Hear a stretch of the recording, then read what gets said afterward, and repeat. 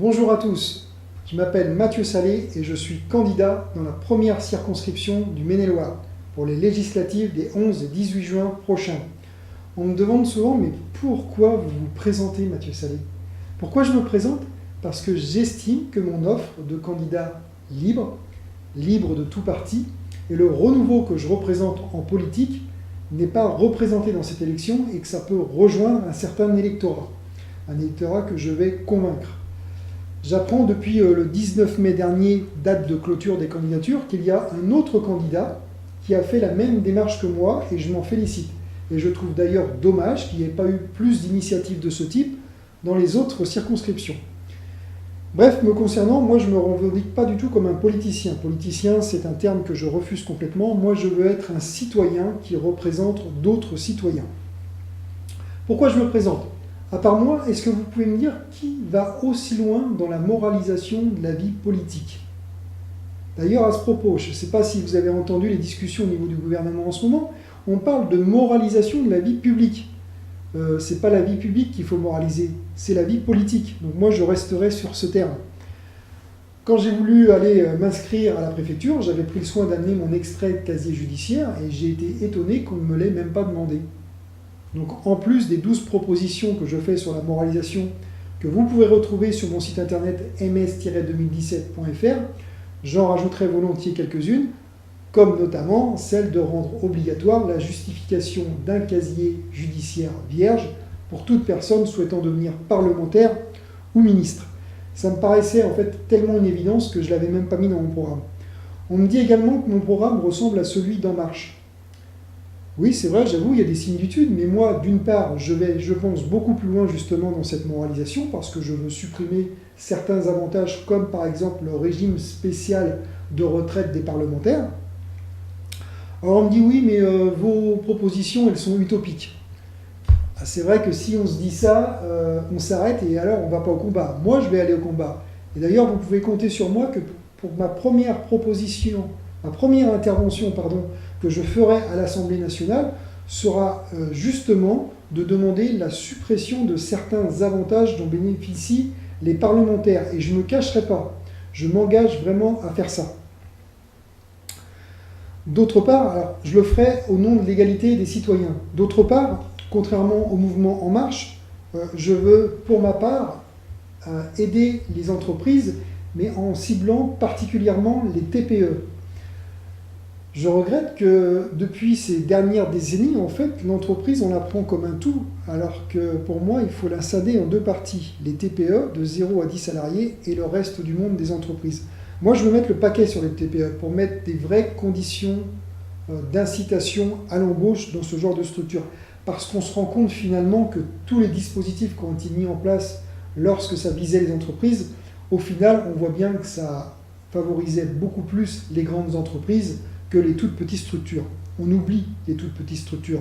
Moi, je suis convaincu que le vivier d'emploi, il se situe au niveau des TPE. 95% des entreprises en France sont des TPE, des très petites entreprises, à peu près entre 2 millions et 3 millions de TPE en France. Vous voyez un petit peu ce que ça représente.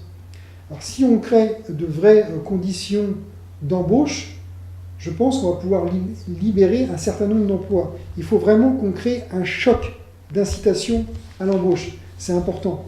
En plus, en aidant les TPE, on réduit l'écart qui se dessine entre les petites structures et les grandes structures. Il y a une espèce de concurrence, entre guillemets, déloyale qui s'opère entre ces deux mondes, en fait.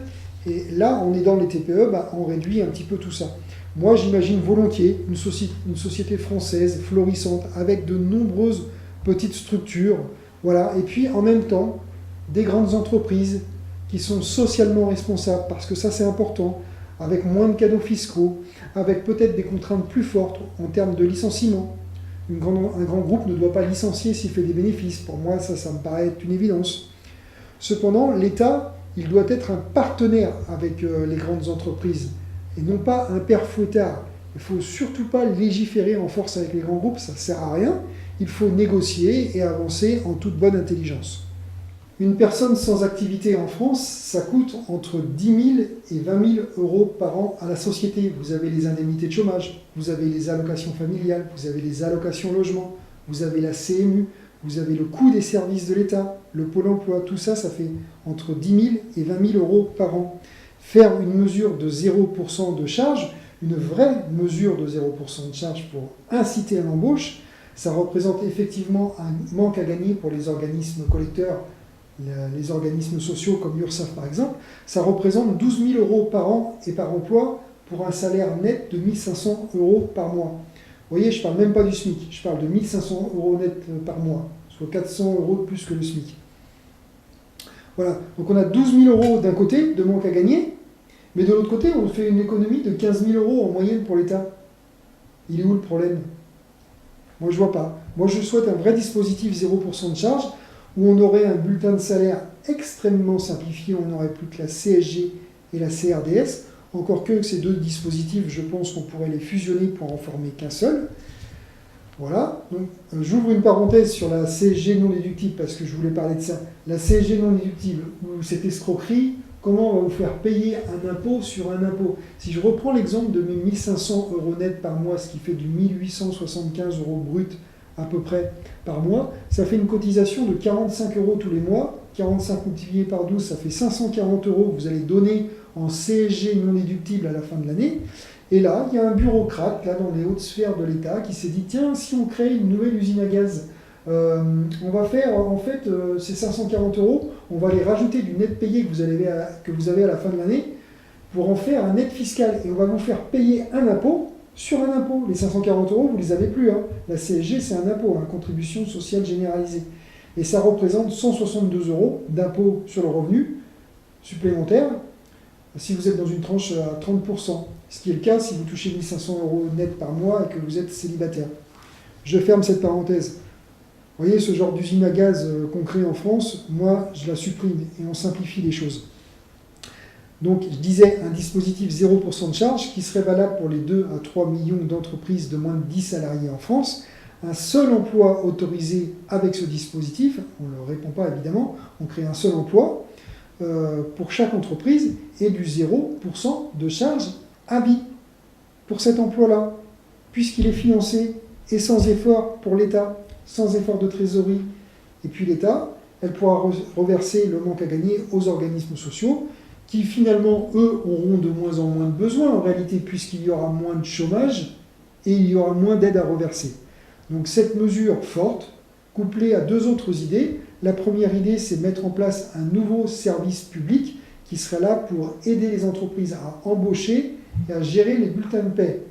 Ainsi, l'entrepreneur, quand il embauche sa première personne, il se retrouve noyé dans la gestion et finalement, il délaisse un petit peu son métier.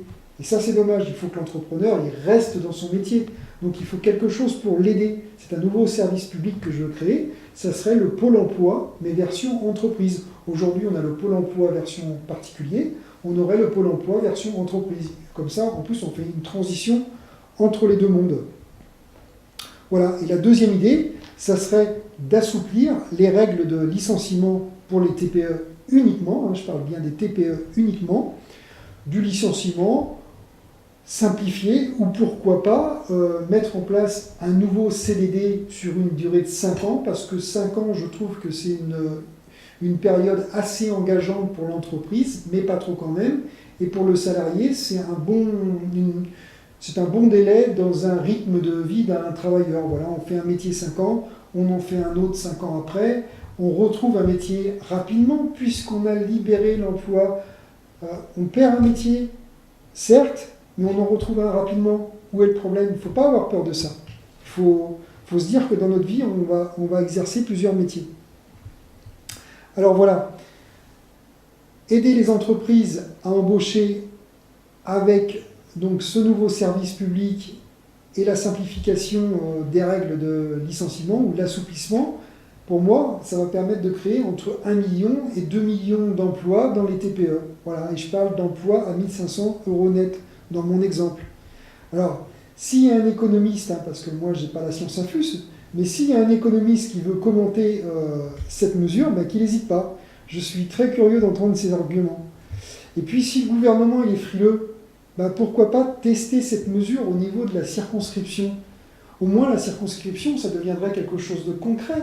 Aujourd'hui, une circonscription, qu'est-ce que c'est à part un découpage électoral? Là, au moins, la circonscription, ça sert concrètement à quelque chose. On teste un dispositif dans cette zone géographique. C'est sans effort pour l'État. On observe, on regarde si ça fonctionne. Si ça ne fonctionne pas, on abandonne et puis on n'a pas dépensé des milliards d'euros là-dessus. Si ça fonctionne, c'est tout bon. On envoie ça France entière. Voilà. En Marche veut maintenir le CICE. Moi, je suis pour le supprimer. Le CICE, ça coûte 40 milliards d'euros par an à la France depuis 2013, depuis que ça a été mis en place. Une mesure qui devait soutenir l'emploi, et on observe en même temps une progression du chômage. Alors si on parle de la catégorie A, on est passé de 2,8 millions à 3,5 millions de personnes sans activité.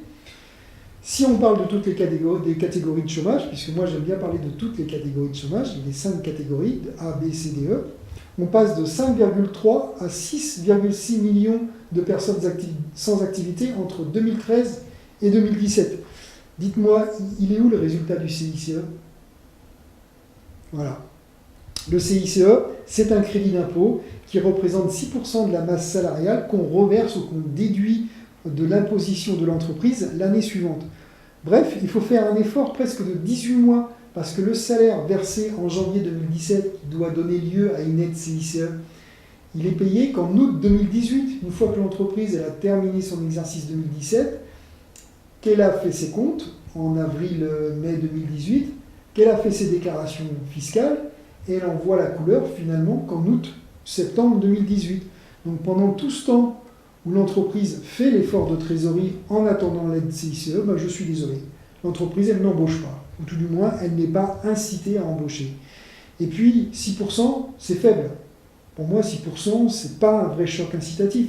6%, moi c'est ce que j'appelle de la mesurette. C'est ce qu'on fait depuis 30 ou 40 ans, en croyant qu'on va résoudre le problème du chômage. Avec des mesurettes, je suis désolé, on n'avance pas. 6%, ça veut dire qu'il faut entre 15 et 16 salariés pour que ça représente 100% et que ça crée de vraies conditions là pour l'embauche. 15 à 16 salariés, pour moi, on n'est plus dans la TPE. On a dépassé ce seuil de 10 salariés. On voit bien que le CICE, comme d'autres mesures par le passé, finalement, ça aide plutôt les grandes entreprises. En tout cas, pas les TPE. Le CICE, les entreprises, elles en profitent plus comme un crédit d'impôt, finalement, que pour générer de l'emploi, puisque de toute façon, quand ce dispositif il a été mis en place, il n'y avait aucune contrepartie au niveau des entreprises. Donc les entreprises, si elles n'étaient pas forcées à embaucher derrière, elles n'ont pas embauché. Voilà. Et puis on se rend compte aussi, puisqu'il y a de nombreux rapports sérieux sur le sujet qui le montrent, que finalement ces 6%, finalement ça a profité aux clients, puisque les entreprises ont rogné leur marge de 6% pour être encore plus compétitifs. Donc en aucun cas ça n'a été vers l'emploi. Voilà pourquoi moi je veux le supprimer. Voilà mes grandes différences. Ma liberté de candidat libre, le renouveau que je représente en politique, et puis ma volonté ferme d'aider enfin les TPE, parce que je pense que les solutions que je propose sont bonnes pour la circonscription et sont bonnes pour la France d'une manière générale. Voilà pour l'emploi.